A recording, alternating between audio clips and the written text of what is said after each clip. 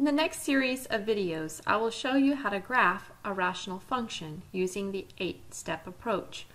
I've made one video for each step so that we can kind of break this down.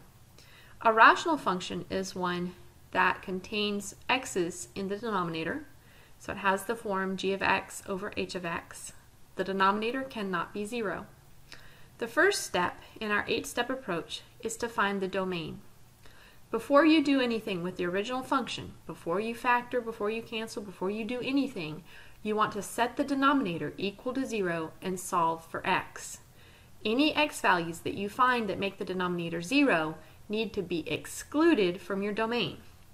So in this particular example, we see that our denominator is x squared plus 5x plus 6. Set that equal to 0. In this case, it looks like we can factor to solve. So we'd have x and x. Factors of 6 that add or subtract to 5 would be 3 and 2, both positive. And then to solve, we would set both of these equal to 0.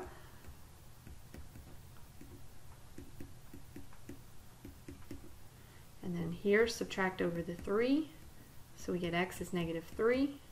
And then subtract over the 2, x is equal to negative 2. What I encourage students to do is to draw a picture of these two values on a number line. Make sure that they are where they need to be in relation to each other.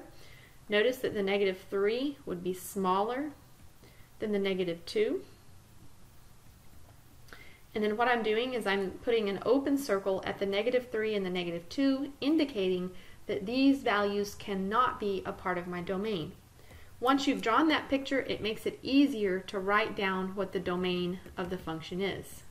We can see that we would need to start with numbers to the far left, so negative infinity. We would go all the way up to negative 3, but not include it. We would then start again at negative 3 and go to negative 2. Don't include either one of those. And then we would go from negative 2 to infinity. So notice that we have all parentheses around our negative 3's and negative 2's so that they're not included. We start at negative infinity on the left, we go to positive infinity on the right, but we have to use this particular notation because these values are left out of our domain.